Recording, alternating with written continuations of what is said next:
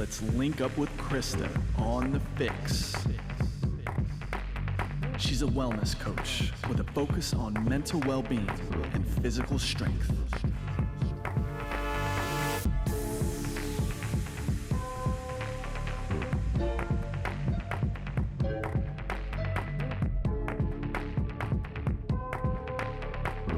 Who the heck is Jonah Mitchell, and why should we care about what he has to say? What's your little elevator pitch for this conversation? Oh boy, that's a good one. And that's a project that I have yet to master, was my elevator pitch. But anyway, here you are practicing it. Here I am right now, live on the podcast. So yeah, like Chris said, I am Jonah Mitchell. I am a personal trainer and nutrition coach. And I have been through the ringer of mental health, of lack of fulfillment, lack of everything that you want in life. I haven't been able to achieve, and I'm still very young. But like I grew up in a very toxic environment that dreaming for anything more than what we had was super like frowned upon. Like the whole thing was be safe, be secure all the time. And that's kind of what bled into my athletic career. So I was always safe. I was never taking any risks. And that bled into my personal life. I was always staying safe with not like crossing any lines with my friends, or like speaking out my mind when I genuinely didn't agree with them. And even when I first started my business, I wasn't taking very many risks. I was very concerned with how people would see me as like this happy-go-lucky guy. Well, wait, he's a professional now? Like, wait, what? So I am the how do I word this? It makes sense. You should listen to me because I am rewiring all the programming that was given to me in my entire life that I just accepted. And I'm trying to help other people do that same thing, to not only wish they could get to where they want to go, but actually live it, feel it, and look at themselves in the mirror, and the person looking back, they enjoy what they see. Not just because they have muscle tone or abs or anything, but they enjoy who they're becoming through the process of whatever it is with fitness. And my conduit to help people is fitness and nutrition. So that's why you should listen to me. Very roundabout answer, but that's me.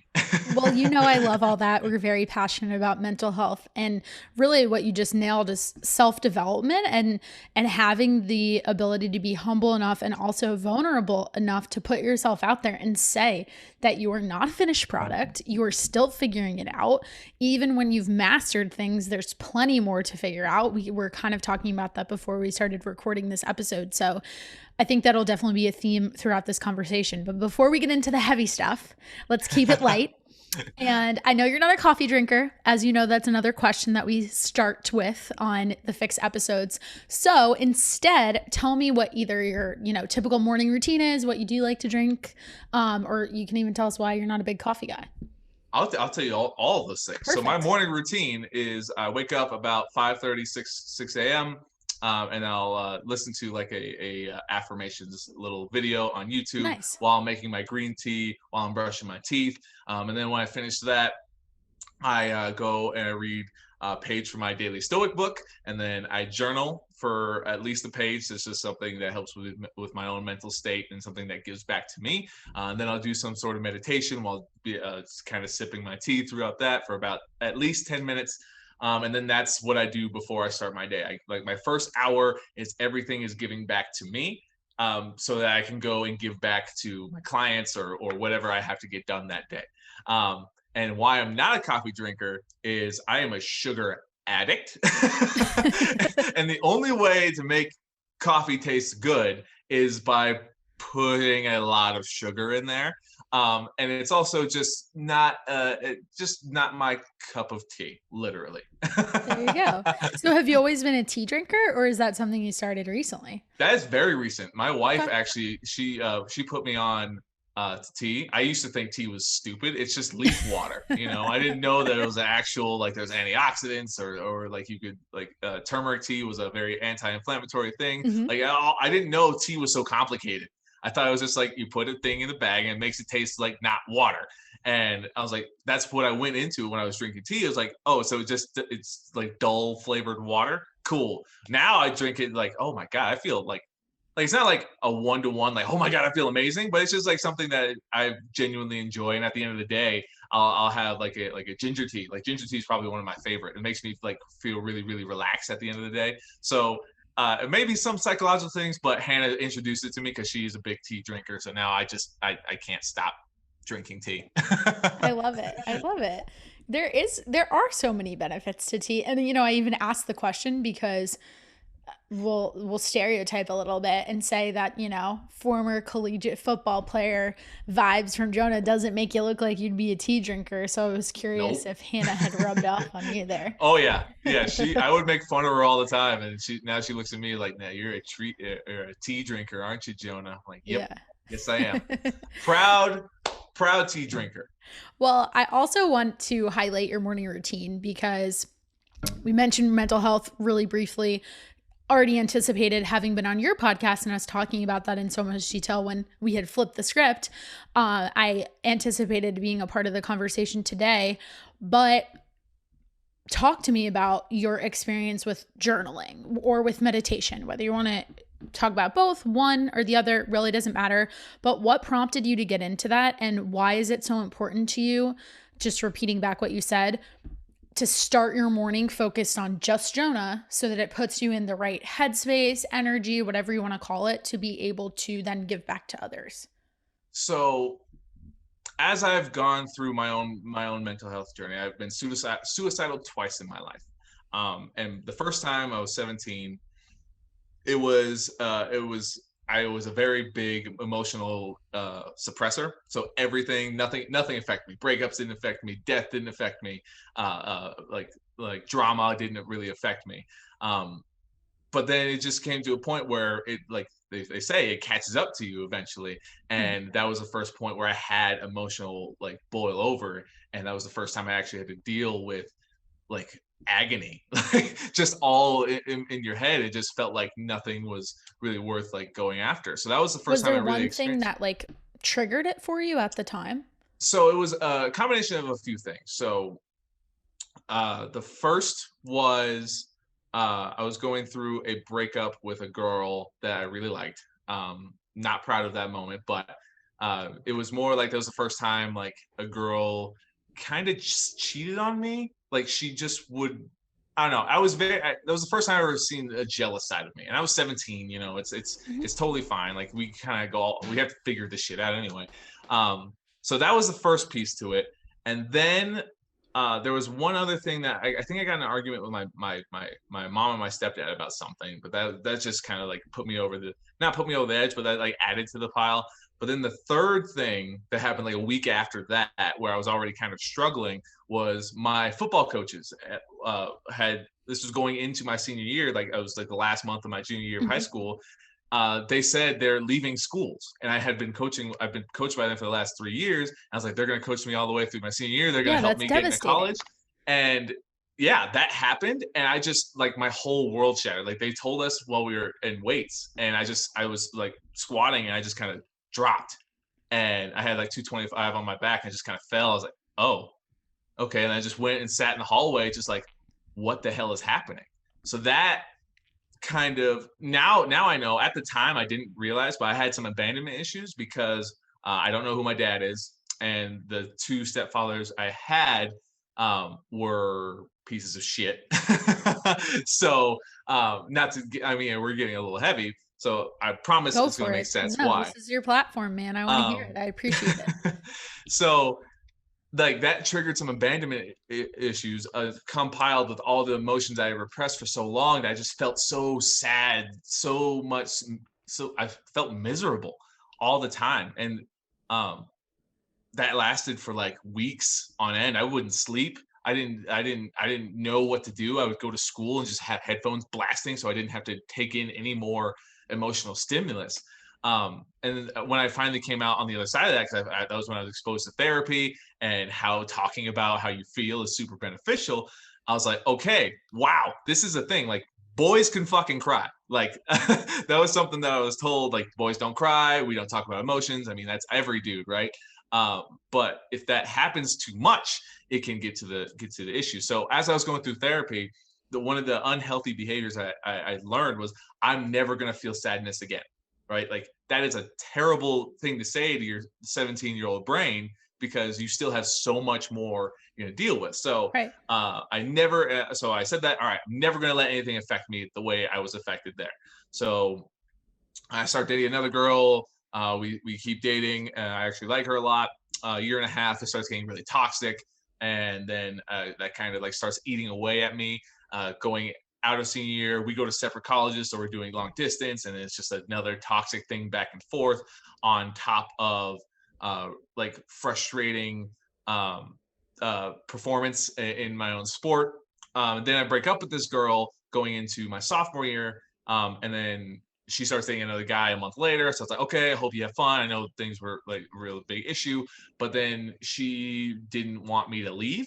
So she led me on for another year and a half after that, telling me to prove that I deserve to be with her. So I basically shut out all my friends, shut out all interaction, and just lived like a hermit crab. I had a roommate who didn't see me for a good week or two at a time. But that wasn't me. So that kind of just like she was with some other guy, leading me on for a year and a half. Like I got really, really depressed again because I just didn't feel like myself, So that whole agreement I made with when I was 17 didn't work out. I'm letting this get to me really, really bad. So eventually, that I eventually call things off with her. I tell you that story because I never took my mental health seriously. I always just made agreements like, okay, I will never feel that again, or I will not do this again. But usually the cycle comes back. Something will remind me of the feelings I used to have. So the reason why I have the reading and the journaling and the meditating is to always check in with myself.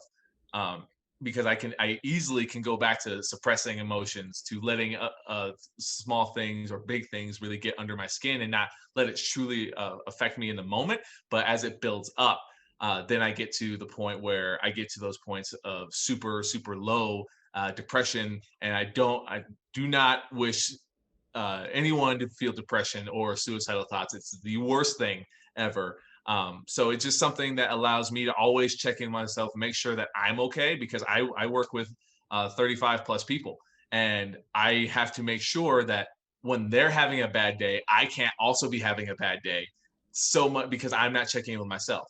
I can't be a good coach if I'm not taking care of myself. So that's why journaling and meditating is so important to me.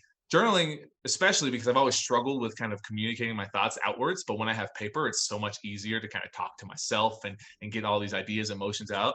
And then meditating, I actually really struggle with meditation because I think my mind is all over the place. But I think you mentioned it. It's kind of okay to let your mind go all over the 100%. place and not like beat yourself up. So meditation is just a practice I want to get better at, and journaling and writing in general is always something that I've really, really enjoyed because that's a platform that has always been mine. So by giving back to myself, I allow myself to be, I always fill up my cup. And then when someone who's in fitness, who's in one of my fitness programs is having a really hard time, I can show up with the energy, with the education and the enthusiasm and remind them like they are doing a great fucking job, because they really are. And I am not the type of coach to like sit down and say, get your fucking shit together. Like you either do want this or you don't. Like that has a time and a place, but my kind of coaching style is very like hands-on. Like, hey, like if there's one thing that went wrong, but we had 5 things that went well, like that's what I'm Let's going to focus on the highlight. 5. Yeah, exactly. So that's why that giving back to me makes me a better coach and allows me to not fall into those same old behaviors that led me down my path of depression that really I did not enjoy. I really it's not fun for anyone struggling with mental health. Yeah, it's the worst feeling ever. You said something really interesting there, making the point to say, how did I get into journaling and meditation? Was because you felt that you didn't take your mental health seriously. Mhm. But you also shared that you started going to therapy. Maybe it wasn't consistent, but you tried it at some point at a pretty young age. Yeah. So I'm curious, what was the realization that you had that made you say to yourself, hey, yes, I've done some of these steps of like taken the initiative to go to therapy, or maybe somebody really encouraged you to be there, maybe even forced you to be there. Um, and a lot of times that's where people will stop versus doing some of the other additional work that you shared and now clearly make a part of your routine. How did you come to that? What did that look like for you? I don't know if you've thought about it before. So I actually recently made it a point only like 4 or 5 months ago, that where I made it like this is my staple. So, and this comes from a lot of reading. So one, I was forced to go into therapy because my family, again, very stubborn. We don't need therapy, so I went in there like not excited about it, Closed-minded. but yeah, very close minded. But as I started to get into it, I was like, wow, like we are not these people think that like when we look at other people who feel like they got their shit together, like it looks like it's so easy for them. Like they don't have the issues that we deal with. But as we kind of like talk about it and like let these emotions out, I felt literal weight from my chest leave my body. So that was a realization that one actually talking about it and taking care of myself and bringing it to light instead of like suppressing it so much. That was a realization that working on it can help. And then 4 or 5 months ago, since I haven't been able to get back into therapy, which is really, really unfortunate because I love therapy now. I was in a spot where I was getting really emotional with my business because it wasn't where I wanted it to be, and it was affecting my personal relationship with my wife and my relationship with myself. And I was like, okay, I am going to put all my, if I am putting all my, if I'm repeating these behaviors and putting my value in my performance in my business and not valuing myself as a person, I'm not going to live a fulfilled life. I'm going to live a very miserable life, one that is down the same path of what I've already experienced. So I've dabbled with journaling before because I've always liked writing stories and stuff like that. And so when I read, I think it was Atomic Habits. Yeah, I think Atomic Habits by James Clear is like if you I'm want to reading it make right now, actually. it's a great book. Such a I good love book. that book. But if you want to be something, you have to make it a part of your life. You have to make it easy to do. So every morning when I wake up, the first thing I see is my journal and my book. And my headphones are on top of that to remind me like that those are things I have to get done. And if you want to be a writer, you have to write. If you want to be a reader, you have to read. So make those easy and doable, and take the realization that I've learned from my past experience with therapy and say, this is my own therapy. If I can't go see a therapist right now, which I would love to here in the future, but if I can't go see them, I need to take care of myself because, I mean, the ultimate realization is that I'm the only person that's going to help me. You know, a lot of people, me included, like I'll just speak in the terms of my own perspective. I always thought that some other, like my partner was supposed to take care of me, was supposed to fix me, or that my mom or my dad were supposed to take care of me. Like yes and no, right? They're supposed to take care of you in a way that still fills their cup. But ultimately, if you want to change, if you want to feel better, you have to take the responsibility yourself. And by incorporating the reading and the journaling and realizing that if I can't speak out to someone else, like to soundboard my own emotions, I need to speak to myself and really uncover a lot of these things. And this is why a lot of my programs, like the first like week, is very emotional, very mindset focused before we even talk about what your nutrition looks like. Because this is what I'm going to kind of take a little bit of a side tangent of how I help people with this, and this is No, why I'm this so is great. passionate about This is it. going to be my next question, so keep going. Perfect. So, a lot of people, me included, are frustrated with fitness. Fitness has failed for the most part. Like if 70% of the population is overweight or obese, which is super frustrating, right? But it's not to anyone's fault. It's not to say someone who's obese is like just doesn't care about their health or anything like that. It's more that we've been fed lies. We've been taking the sexy pieces of fitness and sold as like this is all truth, all or nothing. Like if you don't do this, you fail. But reality, what I've come to find is the biggest thing why people are so frustrated with why they can't find results, with why they can't commit to something, why they have these, why they have other underlying issues that always hold them back. They're like, I really want this, I really want this. Why can't I have it? There's something going on up here in their head saying, that they learned, that they agreed from as a child, some emotional trauma or some event that told them like, this is how it is. Like a lot of parents, especially on my wife's side, they'll say, they said when they were in their 20s, as you get old, you get fat, and you just that's the way it is. So a lot of them just agree with that. So they ask me Accept fitness it. questions. Yeah, they accept it because someone else told them that. And as we're kids, our parents tell us this is the way something is. You can't have that, you can't do this, or like in my example, like my value was based off of my performance on the field in football. Like my mom literally drove off from a game once, not to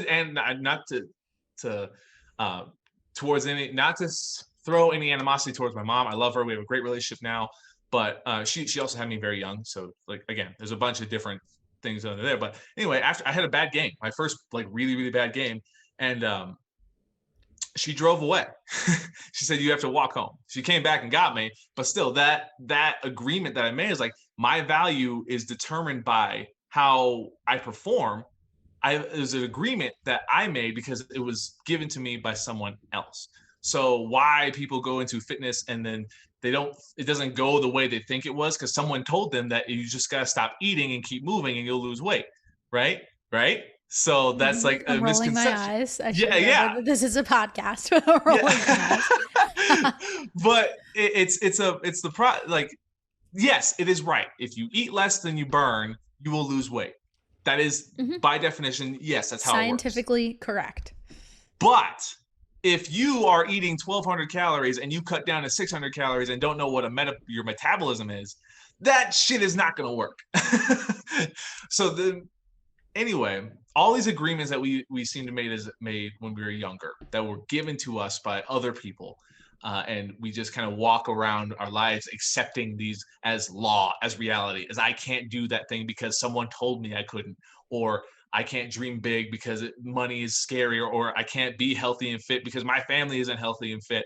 It's all these agreements that stop us from progress, stop us from seeing what we actually want. So the first week is really psychological. It's a process that I've had to develop. Like, what do you believe about your own success and your fitness and your nutrition? What do you find challenging? Like, if tracking food is not like something you can do, that's okay. Why? Because it's annoying, because I am too busy, I have no time. Are those agreements that you've made? Have you never made them a priority? And I'm kind of ranting here, but fitness and health is more psychological than it's made to see, or people may seem. And that's what I try to help people understand. Like, it's transformation. The transformation is beyond the physical aspect. It's how the agreements you make with yourself that is how you find true success. And I've only been able to learn that through all the lessons of giving back to myself, taking care of myself. And because I did that, my belief system changed, and I found my own fitness success. And that's what I help people do, is change their beliefs on what they can actually achieve, and let go of the agreements that were given to them by someone they didn't even realize. Does that make sense? 100%. I'm 100% aligned with you on the mental piece being the non-negotiable. And I find repeatedly, again and again, the clients that I work with who are vulnerable, have the tough conversations, like when I lean into them and say, is that really what's bothering you? Or is that really the problem here? Let's keep on your example of not being able to track your food because you don't have time. When we get into some more of the details of like what is actually going on in their life, we figure out that that's not really it. Mm-hmm. And that is also coupled with, and something that I've realized in reading Atomic Habits, so we can tie it back to that as well. I think that we all have this vision of ourselves of what we want to be, and we create these rules that there's only one way to get there, or that we have to be that person by tomorrow. Mm-hmm. And we create these very unrealistic set of rules that we want to become our habits, but we think we're just going to jump to what that habit is instead of starting with something small. So your example with the journal, you mentioned that it's right by, whether it's by your nightstand or on the kitchen table, but that's the whole point of how the book is structured, to say, instead of saying like, I want to become a marathon runner and your goal is to get outside every day and run 5 miles, take 17 steps back from that and say, it's putting on my shoes, tying my sneakers. It sounds so silly. And I've walked through it with people. And I'm like, they're looking at me on Zoom or we're talking on the phone, and I can tell that they're like, really? Like, I'm 40 years old, I'm 27, I'm whatever age, like you need to tell me to do that. And then when we start breaking it down more and more, it makes a lot of sense. Yeah. And then cover like, what is the deep rooted roadblock that is preventing you from tracking your food? Because it's not about that so much of the time. And that, I also think, and I'd love your opinion on this point, Jonah, is why some of the science and like calories in, calories out, or, you know, if you eat less, move more, you're going to see these results.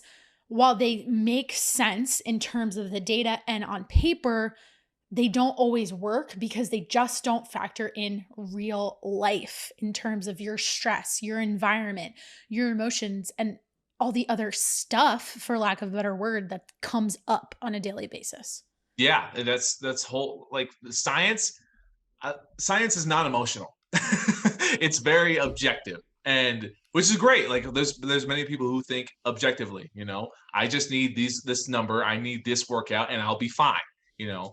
But it's the people who don't think that, they think very emotionally, that have these emotional hiccups, these roadblocks, that when they hear eat less, move more, follow this specific diet because fucking Tiffany next door, she did it and she lost 50 pounds, and I did it and I can't seem to budge.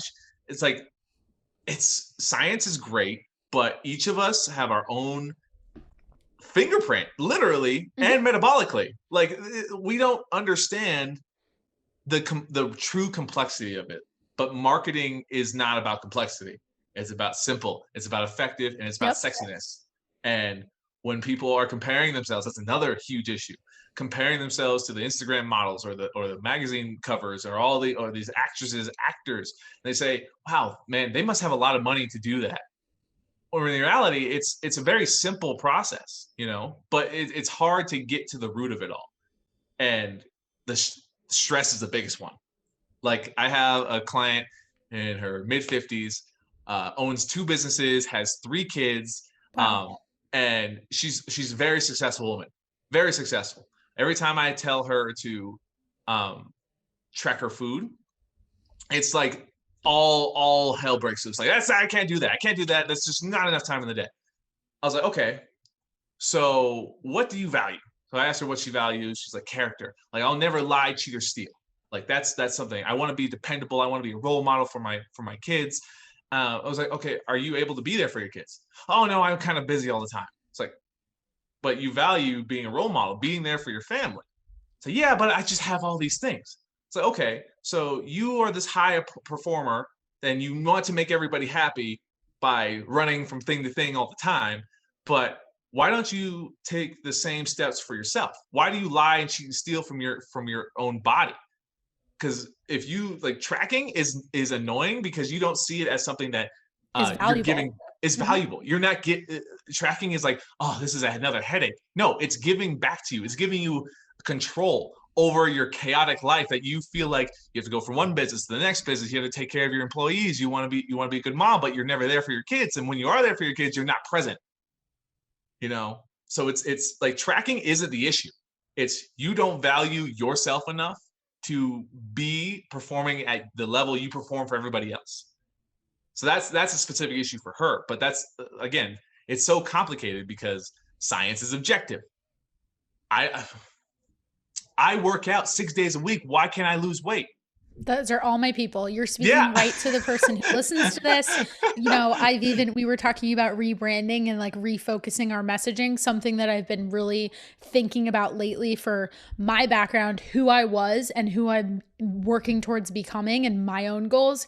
I am that person who was like class junkie, for lack of a better term, like boutique class this, boutique class that, as many days a week as possible. And yet I didn't see the results. Why? And so that's really the person that I'm trying to speak to Yeah. in terms of better education around, well, if that is some kind of non-negotiable for you, because you see it as the mental health release. That's a lot of the kind of pushback I get when I say to a person, well, could we cut this down to 4 days? What would happen? Could we cut this down to 3 days and put more recovery in there? And the resistance is always, but I go there to clear my head. I go do that to do XYZ. And I hear you. I've been that girl and I was for a really long time. And I wanted the environment and the community. And then in the past year, so much of that got taken away, right? So how do you deal with that? Plus all of the other personal responsibilities that changed and piled up, got more intense, whatever. So what do you think is like at the heart of that mindset and not being able to get over this idea of like, well, I could pull back and maybe try something different? I always just say to people like, have you ever tried that before? No. How do we know what we're going to get from that? We don't. Let's try it. Can you do that with me for 3 weeks? Sure. Okay, let's do it for 3 weeks. See what happens. So I think it's big. The big thing is another piece of the fitness industry that we've been fed is the scale, right? What's the number on the scale say? Because the shows like Biggest Loser and certain stupid reality shows from the 90s that a lot of the older generation watch. They're like, oh, protein. No, I don't want to be like protein. I don't want to get bulky. Or, oh, the scale went up 2 pounds. Oh my God, Jeffrey's going to hate me or some shit like that, you know? So anyway, like the fear of the slightest budge in the wrong direction is what this varies from person to person, but usually the biggest one that I find is that fear of the scale. Like if I slow down, I'm going to get fat. I'm going to gain weight. And I don't want to do that. I'm so scared of slowing down because it's going to affect me negatively because we don't have the same like conception. Like we don't understand what stress is really doing. You know, we've accepted that we have to live stressful lives. We don't know the fight or flight response, why we even have a stress response to begin with. That shuts off metabolic function and says you're literally might die. So we don't care that you have a weight loss goal because we need this to survive because we don't know if food's coming, you know? So that fear of any slight deviation from what I've always done and the reduction that I could possibly gain more weight is the biggest thing. When a lot of people who probably do sit down with you and say, let's do this for 3 weeks, and they notice they drop 5 pounds, like, holy crap, are you some sort of wizard? Or like, how does this work? You know? And like, I'll take people who work out 6 days a week. I'll bring them down to 3 and tell them just focus on water, steps, and increasing your protein intake. They'll drop 20 pounds like to the extremes, but at least 5 by bringing that down. But again, the fear of changing, especially people like 45 and up who've done the same thing for so long, and for fear of really not understanding what it actually is, but just taking like, I got to keep moving. Did that answer your question? Yeah, there's a lot of directions we could take that too. Yeah, so many. The first thing that jumps out at me is to your point about how old you are and where you are in your journey. And as a result of that, and keeping, I know your specific focus with your client spans athletes in general, so you probably have a mix of both male and female population, but most of the people I work with are predominantly female. A lot of the people who listen to this show are as well. And I think one of the big things with women too is like, they might have come into the world of like the boutique fitness concepts and finally felt like they felt more comfortable, like they had a place. A lot of times they're really specifically marketed towards women. And I think that's all great. But when you look at the statistics, when it comes to females, I forget what they are exactly. And I wish I should have Googled it really quick before I went down this tangent, but it's something nuts that by the time you're like 25 years old, you diet like you've attempted diets many, many times. Mm-hmm. And so you are wired to think that you need to constantly be dieting. Mm-hmm. To tie that back to your point about somebody who is 45, whether that is male or female, it's like this reinforcement that they need to keep going that way because they've been fed this idea that one of these things has to work. But they also lose sight of the fact that it took them 40 years to get to where they are right now, 30 years to get to where they are right now, 26 years to get to where they are right now, or 60. I don't care how long. And they lose sight of that when trying to get to where they want to go and think they can do it in 6 weeks or 8 weeks or 6 months. Sometimes it's going to take more than a year. Yeah.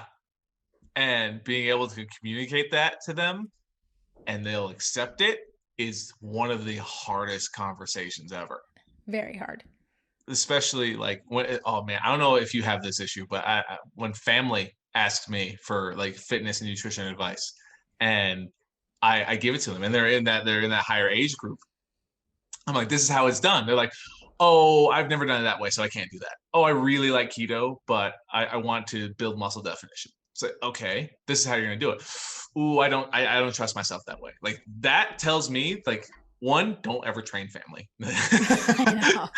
But two, like there's so many, again, I'm going to go back to beliefs. Like, again, we make the belief that if we eat more, we're going to gain weight. Like we don't understand food. So if we don't understand it, we'll take the easiest solution. Eat less, keep eating less. Oh, wait, but now I have a muscle definition goal. Okay, you need to eat more. But wait, that gets you fat. But wait, what? Like, no, like everything is so misconstrued. And so like everyone tries to make it black and white. And that's the hardest part for me with marketing is because I have a really hard time being black and white. And when I try to make it like a little tiny box to like, oh, this makes sense. And then I try, and then they ask me like, oh, okay, this is the thing. I'm like, yeah, but it depends. Yes, but it depends. Yeah. It depends. How often do we like to say that? Oh God, a lot of it, and this is another hard part about fitness is like trying. If it works, cool. If it doesn't, we have to try again. There's no like you failed, so give up. Like you got to keep trying because, and that's the issue with a lot of these belief systems is that, oh, I failed. I guess I'm just destined to be fat. Like I guess my metabolism just sucks. I guess like most people don't even realize how much their hormones affect them. They think it's a one-to-one, like, oh, I'm starting to run, I'm starting to lift weights, so I'm going to build muscle. Like, yeah, but you're really like starting to balance and regulate your hormones. That's allowing those lock and key mechanisms in our endocrine system to actually allow for metabolic change and body adaptations. But again, you can't package. It's hard to package that. Some people do it very well. I'm still in the process of trying to do that. I think your coach Sonia does a really, really good job with her messaging. She's an awesome coach. She's amazing. I have learned so much, both personally and professionally, from working with her. And I think it's like there's a personality thing that comes with it too, right? And I think it's a matter of finding your voice as well, and really being able to sift through the bullshit. I think is easier when you've lived the life of like really feeding into it in the first place. And you felt that very specific to performance in the athletic community. So let's tie that back to you personally. Like, we kind of, when we jumped in, we went right into the more philosophical part of who is Jonah and why should we care about him. But tell me a little bit more about your athletic pursuit and how that really has shaped the type of person that you coach and the way you structure your programming, because I think that's important for context here. Yeah. So really the only reason that sparked my fitness career was my incredibly lackluster sporting career. I played football all the way through college, and all athletes have a dream of being professional. Again, something that wasn't my dream, it was given to me, but I still believed it. And I was like, all right, if I'm going to do this, I'm going to do the best I possibly can. So in my head, I wanted to be an All-American in high school, didn't get there. Got to college, wanted to be an All-American. And I didn't realize the amount of actual work it takes. And that's kind of what I speak to on my own podcast is developing the All-American mindset. For many former athletes or people who just play sports in general, we know about like the little things, touch the line when you're running or any equivalent to what your sport was when you're doing a conditioning drill. Like that's a little thing that matters, that adds up if you don't do it. I never believed in that. I always touched the line, right? But I didn't believe that it makes a giant impact on the field. My perspective was you practice, you lift weights, you perform well at the game. Like there was no extra in there, there was nothing. there was nothing more to it. And I also didn't do my due diligence to study like the great athletes like LeBron James, Kobe Bryant, Shaq, all these athletes who were freakishly athletic, but also did the extra work, did the things that no other athlete was going to do in their situation. And that's how they found so much success. So my career, showed up to practice, showed up to weights, showed up to games. I did just enough to start, but I didn't. But in my head, I'm like, I want to be an All-American. I want to achieve the highest possible accolade you can to get my best shots of going professional. And just to give you a little bit more understanding, I was a defensive end, so my job is to sack the quarterback. And my coach, my junior and senior year, is like, you want to be an All-American, you got to get 10 sacks. And we played 11 games in the season. So that's about a sack a game. And I was like, that's easy. I can do that. Go through my whole career, kind of just went by in a flash. And I'm walking out on my last game, and they're saying all of our highlights, all of our numbers. And I'm walking out to do the senior day, and they say, Jonah Mitchell, 4.5 sacks. Total. For the 4 years I was a starter, I only had 4.5 sacks. And I was supposed to get 10 sacks a season to be an All-American. So that was kind of a punch in the gut, that I dedicated my entire life up until this point to a sport that I didn't have anything to show for. I had no records. I had none of the accolades that I knew that I wanted, but I wasn't aware of how to do it. So after that, that frustration kind of made me pursue a professional career to begin with, or even without the stats that should say give me a shot. I was really hoping just for anything whatsoever. And that's how I got exposed to a personal training facility. And I was like, oh my God, this is a thing. You could buy a trainer and go and perform outside during off season. Holy crap. Wow. So I go through that training, and I'm with actual All-American athletes who are performing at a very high level. And I'm just seeing I'm talking to them. I asked them hey, how are you so good at all these drills? It's like, oh, I've been doing this kind of stuff since I was 8. I was like, what? You've had a personal trainer since you were 8? Holy shit. Wait, what? So that kind of shattered my mind to realize that it's not just the people who show up to the practice, who show up to the weights and just perform really well. It's how they carry themselves outside of that stuff, the extra work that they're doing. So that great example that I had in front of me, and my lackluster career as an athlete pursued me to understand why the hell didn't I perform the way I did? Did that give you a different, as I hear that, I'm thinking back to what you said about touching the line, this idea of touching the line. Mm-hmm. Was that now, or even in that moment when you made those realizations of wow, look at all of these additional things that were important and would have factored into that? Did you have a newfound appreciation for that of so much? Yes.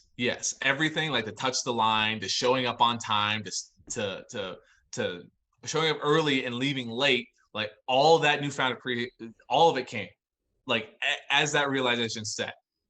Only as time has gone by, as I've continued to develop myself as a trainer, that I look back, I'm like, God damn it. I could have done so much better if I would just focus just a little bit more on these little things that, again, in the moment when you're running 10 gassers, which is across the field, down and back, mm-hmm. and you're doing that 10 times over and over and over again, you're just thinking, I just got to get through this. You're not thinking of, I want to beat the guy next to me. But the people who do have the All-American aspect, and I call them All-American mindset, they're I'm going to beat everybody around me. I'm going to be the first one done. They take that and they apply that to their schoolwork, to their personal relationships. That's what I preach on my own podcast, is developing the All-American mindset that looks at these little things, not as literal tiny thing that doesn't have an impact, but looked at it as the 1%. The 1% that you get better every single day, that literally compounds into exponential growth that take you leagues and bounds farther than anyone else. And yeah, my background is in sports, but you can be an All-American parent. You can be an All-American coach. You could be an All-American business owner. You can be an All-American anything, right? If you focus on the little things. And you can be an All-American to yourself by looking at I tracked 1 meal today. That's 1% better. Or I did 1 more extra rep. That's 1% better. Or anything like that. because of my own lack of performance and my lack of appreciation for how impactful a little thing was, truly guided me to this whole aspect of understanding my own struggles, why I didn't look at things the way I should have, and helping people see and realize that the tiny things that we were talking about earlier, like just putting your shoes on before you go outside. Like I've had clients just walk, like they have apartment gyms. They just walk to the front door. They don't go in. They just walk down there and then walk back. But they have that starts to trigger the 1% better to eventually like they get there and like, oh, I'm here. I might as well do the workout now. You know, and that applies to everything else.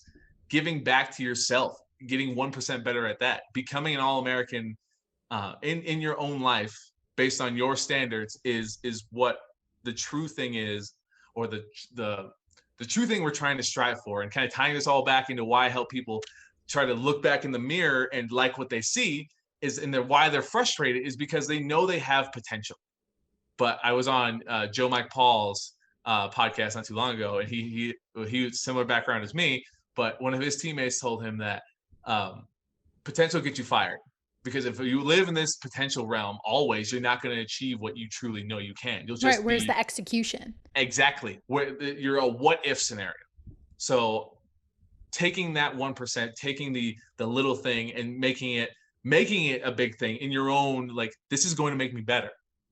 That is what will lead to one day that transformation mentally through the process of, oh, I hate tracking, or I don't have time, or all these things that will blow aside. And then one day you wake up, you look in the mirror like, holy crap, I like what I see. Not just physically, but like mentally. You're looking at like your spirit, the how you hold yourself. And because you start to take the 1% seriously. Man, I think that's what I'm trying to say. Yeah, no, that's really, that was very powerful. And I really appreciate everything you just shared. And I think it can be summed up in terms of perspective, because it goes back to what we talked through and touching on some of the examples through Atomic Habits and starting with those smaller steps. And what I was kind of getting at with like this idea of like, we have these ideals of what we want to become, and we're convinced that there's only one way of getting there. That's how you don't have appreciation for the process, because you don't see it as progress at all.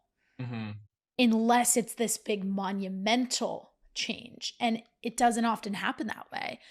And it takes some time, like, to go back to that whole comparison game. Often I work with clients who they're looking at not even like the Instagram models or what you see on a cover of a magazine. That's just honestly probably not the way you'd want to live your life if you knew what it took to get there. And I think that's the thing that people lose sight of.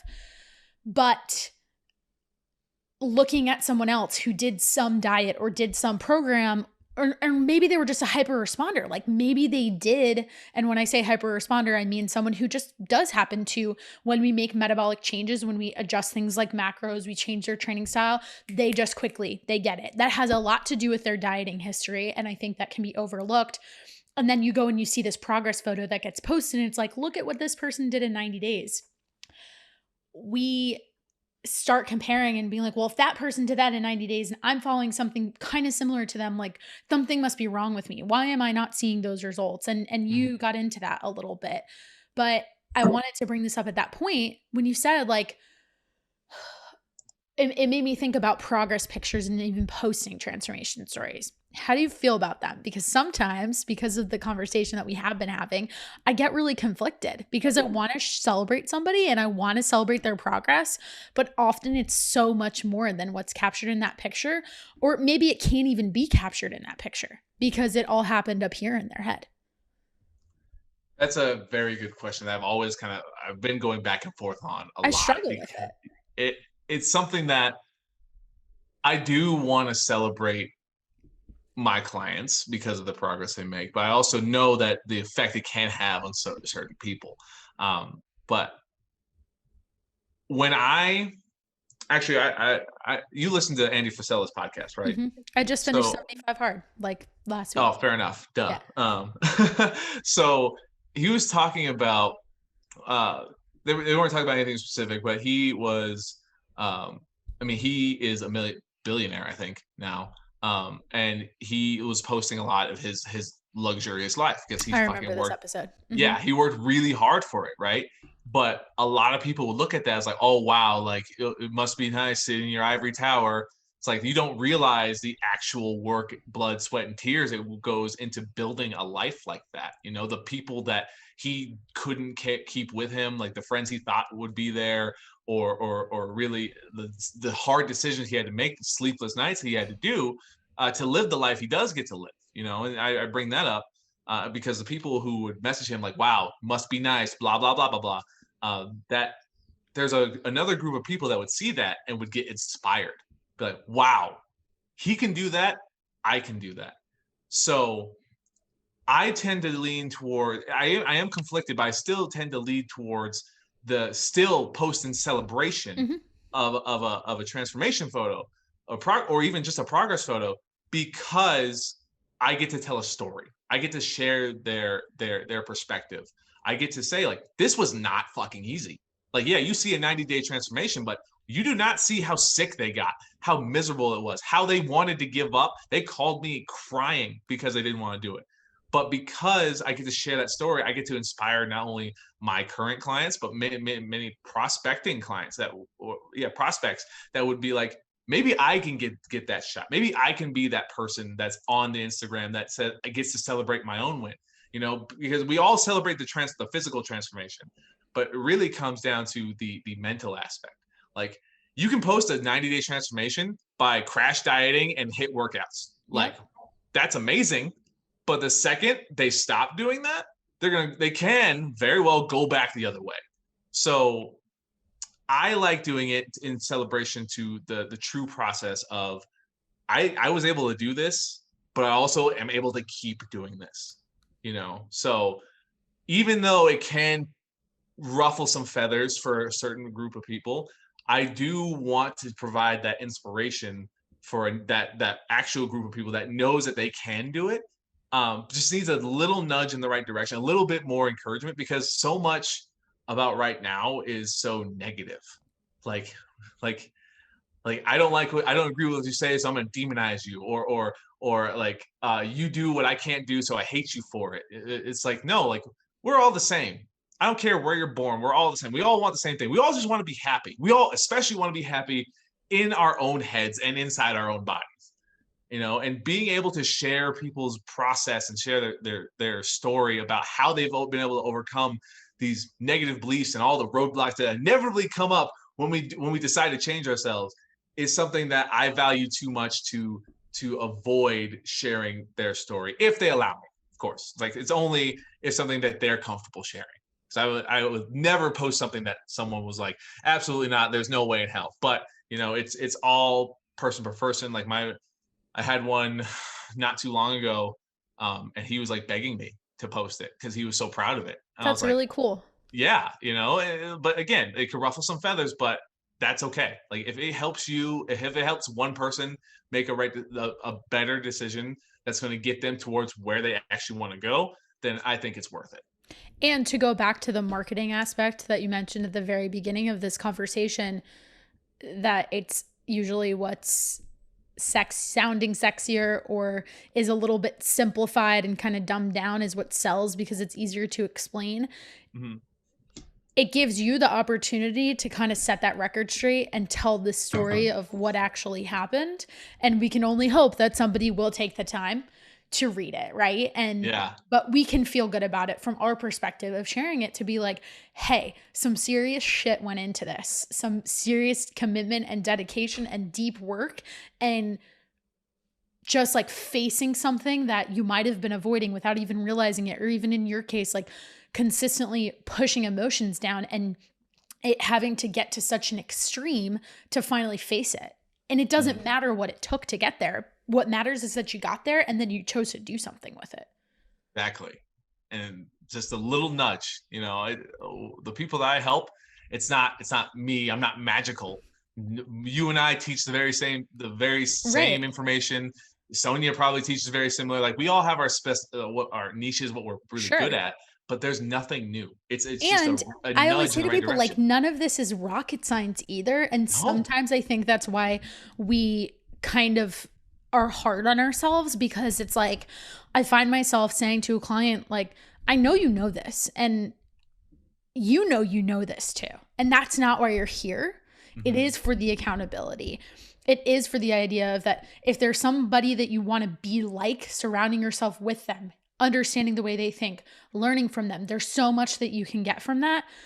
But at the same time, I think that can lead to a little bit of frustration too, because it's like you hear it out loud and you as the coach are saying it to this person. They're like, yeah, I know that. And that's great. The fact that you're recognizing that you know it, awesome. Now let's go do something with it. And Yeah. let's keep working at it. Even if you can't go do something with it today, or maybe it's not in the regard that it should look like, let's throw out all the shoulda, woulda, couldas and just go for what we Should. can do right now. Yeah, I put air quotes for should, Yeah. if it's a podcast. Right. Okay. Oh man, this is something I mean, like you and I are both incredibly passionate about, because it's not black and white. I mean, the same people. Fitness to me is easy. If everything was like fitness, I would, man, my life would be a lot fucking easier.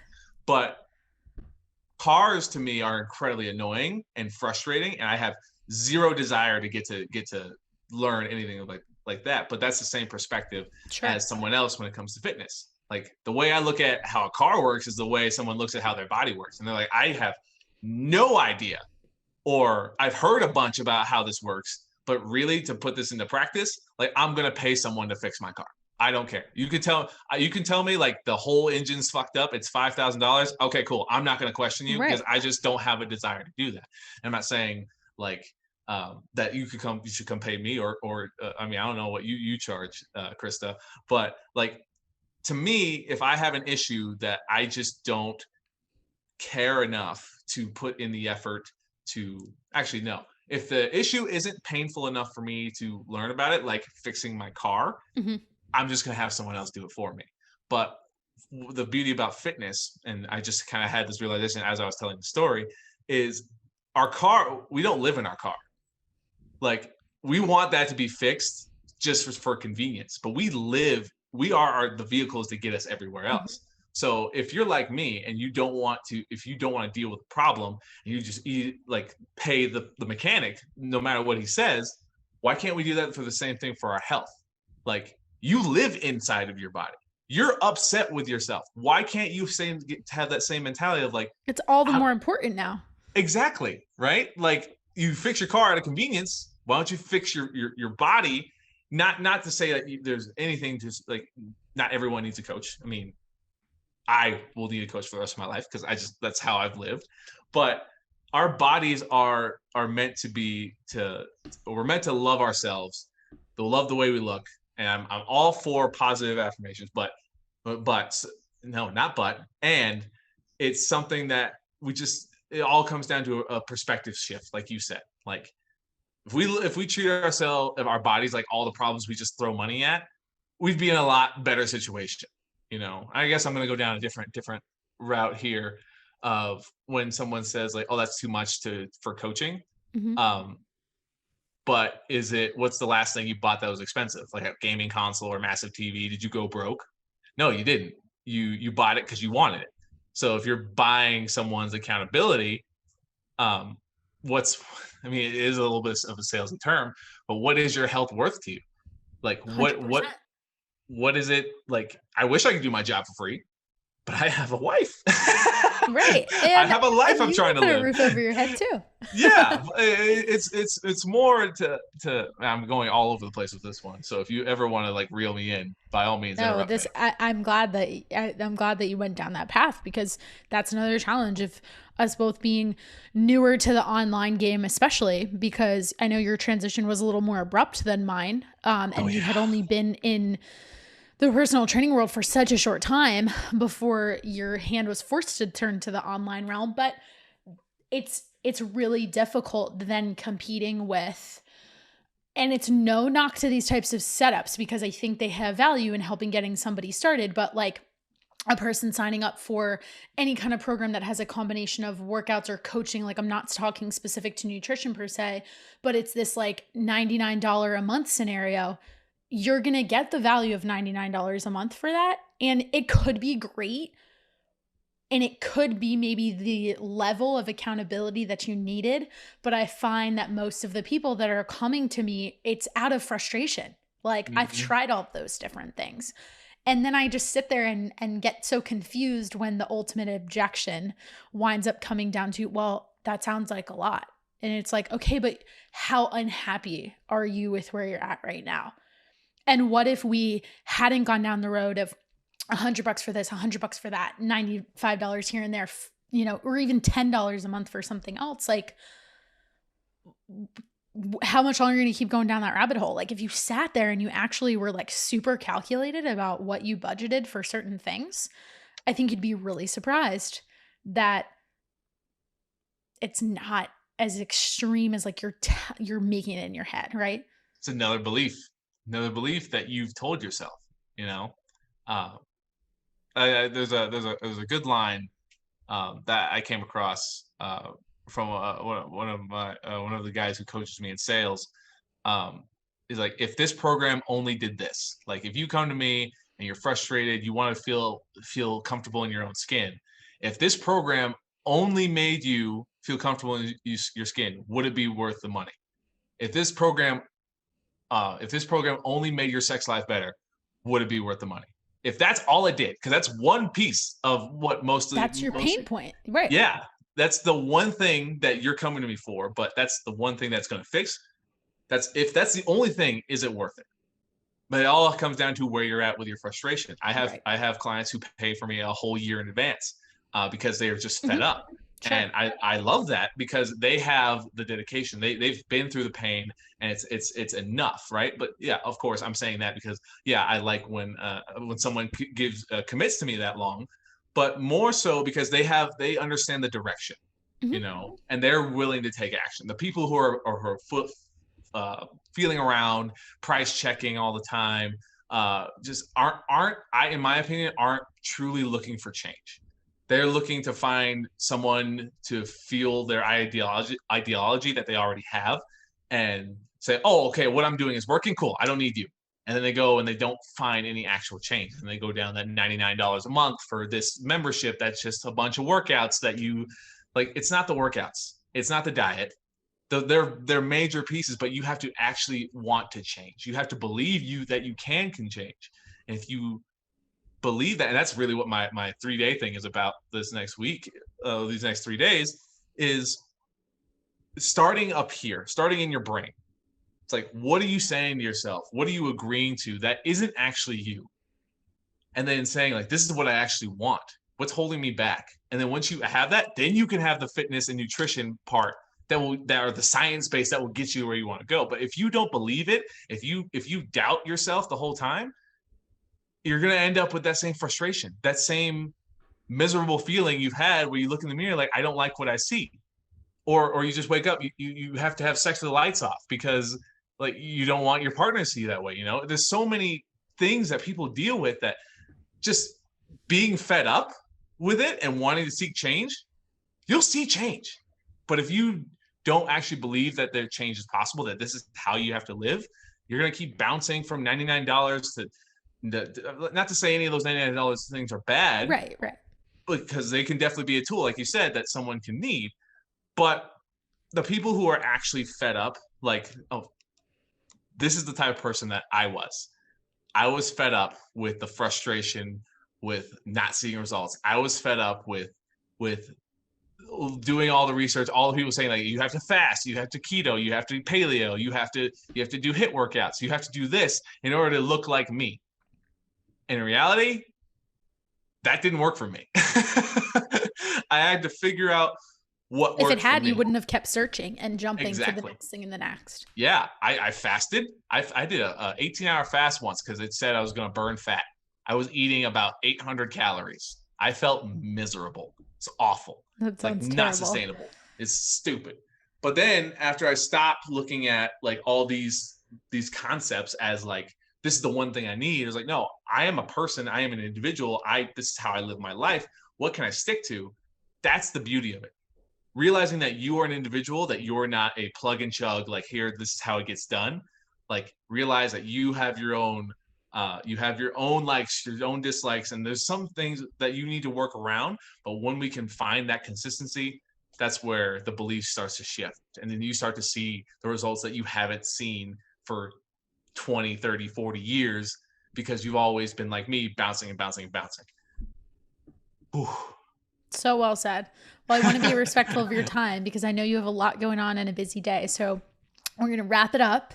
I think we'll definitely have to have you back on the show for more conversations. We went the more, I would say, philosophical route this time, and I'd love to spend some time getting into specific nutrition topics at another point. So we are so happy to have had you today, Jonah, and I really, really appreciate it. I wrap up every show with a little lightning round. So Okay. you're ready to move for it? I'm ready. All right. We'll start with sports because we got to keep it to your theme. Okay. What is your absolute favorite sport to watch?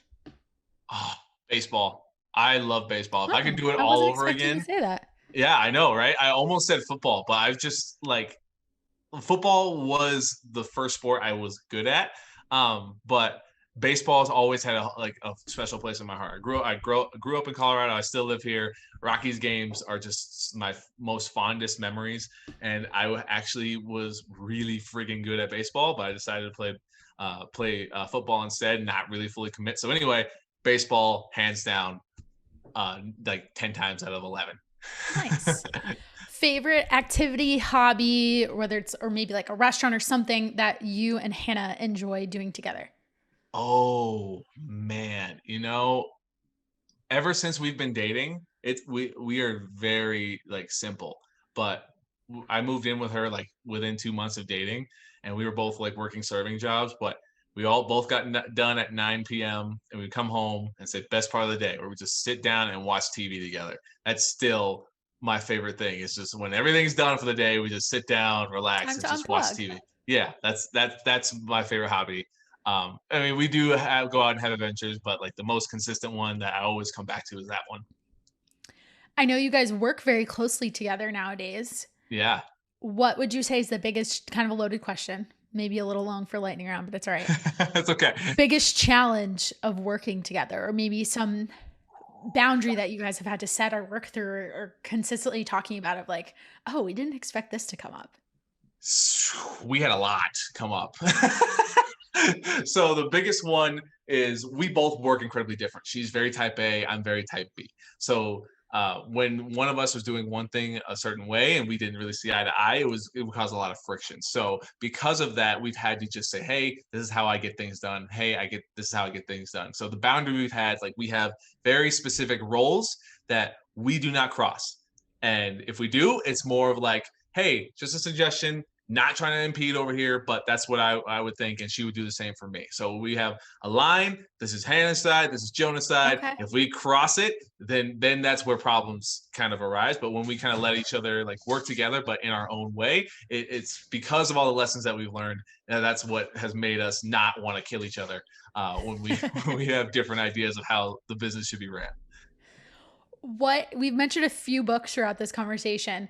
Do you have any that you've read recently or listened to recently? I don't know if you're like an Audible guy as well, that you would recommend for the listeners out there. Through 75 Hard, I've recommitted. I've always loved reading, but I will say I recommitted to reading. Yeah, I would say 75 Hard got me back into reading consistently again too. 75 Hard is a great program. Not for everybody, but it's still a good program. So I am currently reading the 7 Habits of Highly Effective People. Nice. Love that book because I'm all about mental transformation, and my conduit to do that is physical. So I would recommend that one. Atomic Habits. Obviously, we talked about it a few times during the podcast.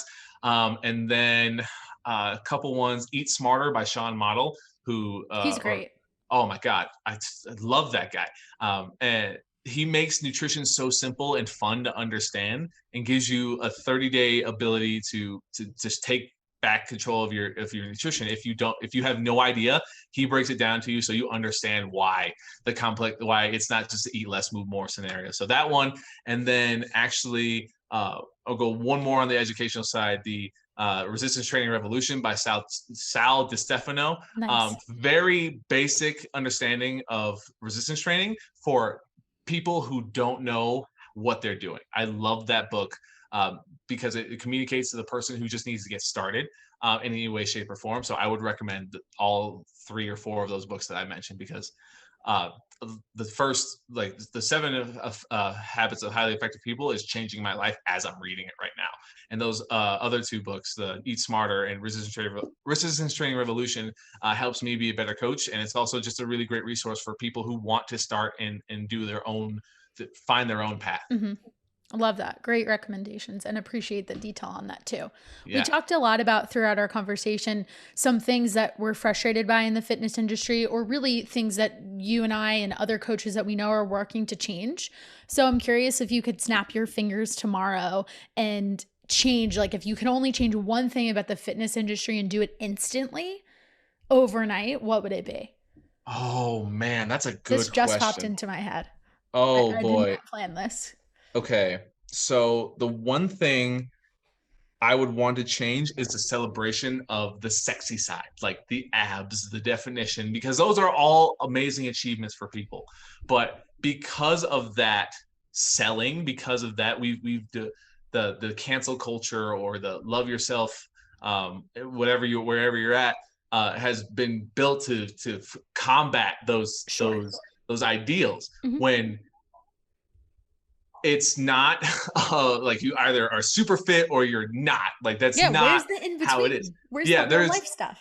exactly, most, probably like 80 to 90% of people are in between, you know. So I would want to change the extremes. Stop celebrating the extremes, because there are very fit, healthy, happy people who do not have abs, who do not look like they should be fit or healthy. But again, health has been an aesthetic, has been pushed as this aesthetic thing. So that's what I would want to change, and hopefully that would help combat the kind of animosity towards people who are maintaining healthy, and make people feel inferior or insecure about their own things. Because if we would see more regular, normal people walking around celebrated, then it wouldn't be like you're either incredibly super fit or you're obese, and that you should love yourself for that. Because again, love yourself however you should, but sometimes your health, on both extremes, will be hampered because of Neglected. this thing. Yes, exactly. So that's what I would change, because I